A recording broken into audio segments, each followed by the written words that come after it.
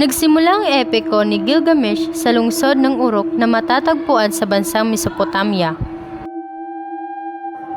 Nagsimula ang epiko sa pagpapakilala kay Gilgamesh. Siya ay matipuno, matapang at makapangyarihan. Ngunit mayabang siya at abusado sa kanyang kapangyarihan. Dahil sa kanyang pang-aabuso, patuloy na nanalangin ang kanyang mga nasasakupan na naway makalaya sila sa kanya. Tinugon ng Diyos ang kanilang dasal. Nagpadala ito ng isang taong kasing lakas ni Gilgamesh, si Enkidu, na lumaking kasama ng mga hayop sa kagubatan. Sino ka? Ba't mo ako hinaharap? Ako ang iyong katapat. Nagpang-amok ang dalawa nang sila ay magkita at nanalo si Gilgamesh. Ikaw ay malakas. Ngunit ako ang hari. Bakit ka mayabang? Hindi ka ba natatakot sa kamatayan? Ngunit sa bandang huli ay naging matalik na magkaibigan sila. Di naglaon ay naging kasakasama na ni Gilgamesh si Enkidu sa kanyang mga pakikipaglaban.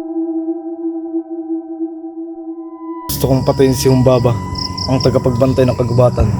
Siya ay isang malakas na nilalang. Masaya silang nag-iikot sa kagubatan nang bigla nilang makita si Humbaba, ang demonyong namamahala sa bundok ng Cedar.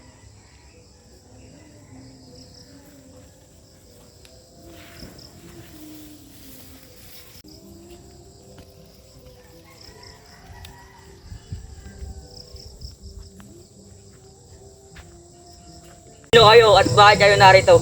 Kami ay mga bayani at gusto namin patayin ka.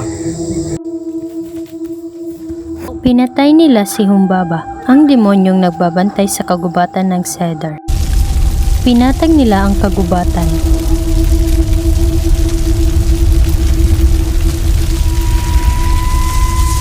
Nang tangkay nilang sirain ng Diyosang si Ishtar na nagpahayag ng pagnanasa kay Gilgamesh, pinadala nito ang toro ng kalangitan upang wasakin ang kalupaang pinatag nila bilang parusa.